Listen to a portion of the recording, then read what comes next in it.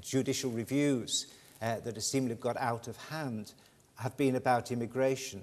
And that's really because immigration law has actually been invading people's human rights. So case law, immigration law, case law within the immigration law has been really important for protecting people.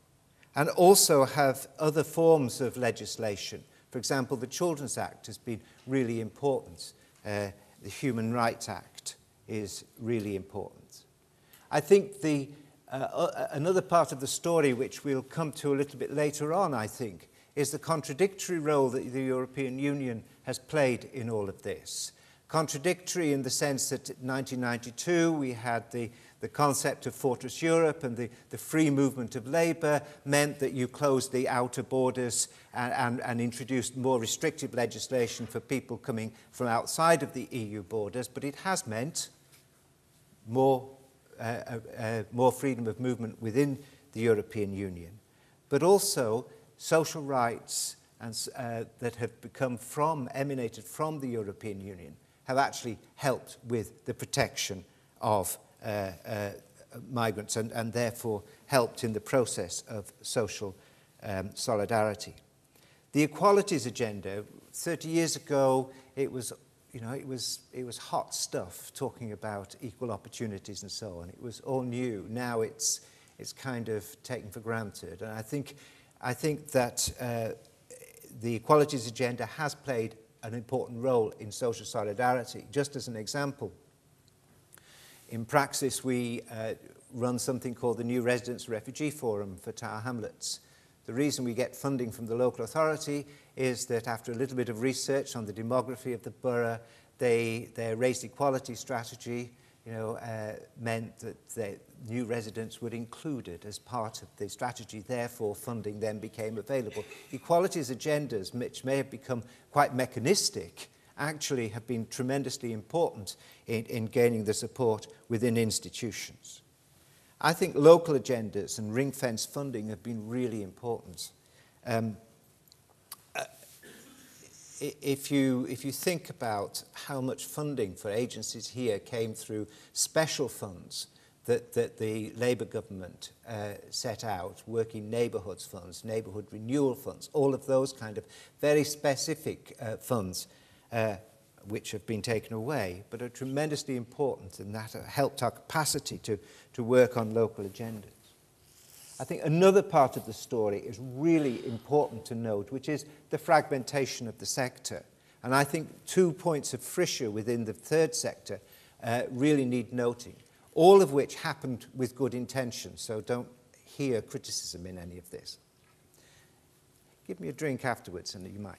But the growth of the refugee sector in the early part of the Labour period, that huge growth of the refugee sector meant that the migrant sector was extremely small and is still very small. And yet there's so much in common between the refugee and migrant sector.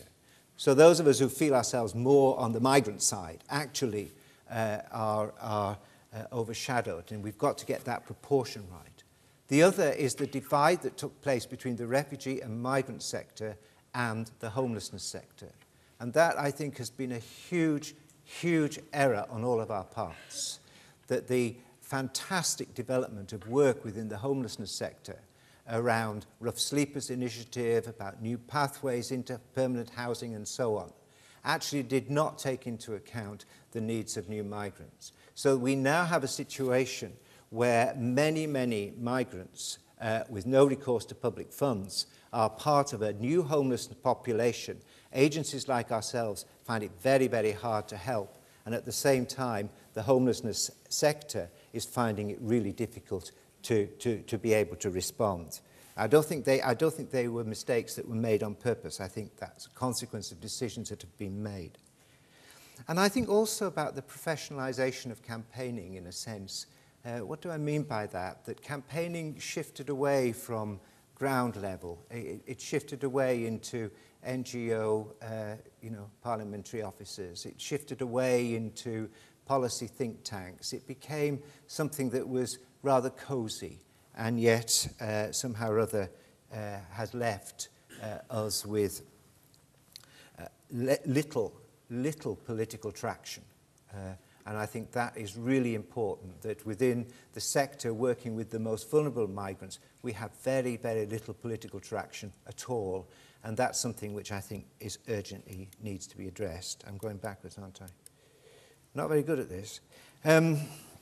Finally, just moving on, just to make three general points.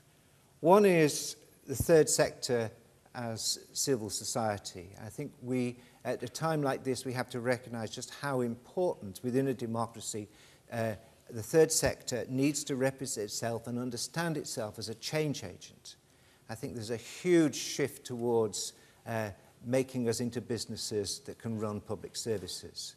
That may be appropriate for some, but it's not appropriate for us all. And some of us still have to put ourselves in the position where what we're trying to do is to advocate with the most vulnerable. Secondly, I think the diminishing role of the state presents as a new situation, because as the state takes away rights and duties, regulations, as it takes those things away, like judicial reviews, in fact, what it does is give the state more power rather than less. So in the absence of those things, the state has more power. So therefore, we have a much harder task, I think, in playing a role as advocates.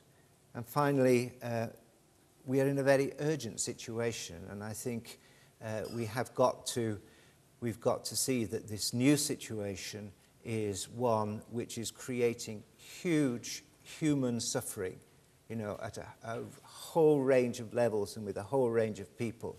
And that human suffering in the short term cannot be avoided. And we have to take on board the humanitarian and immediate questions. We can't avoid those.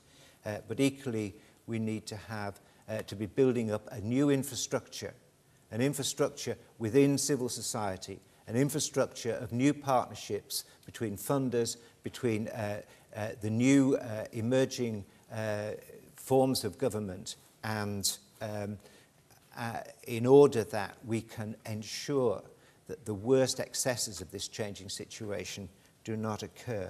And finally, we need, as I think Professor Standing has been saying, we need a longer-term vision of what we're actually trying to achieve together.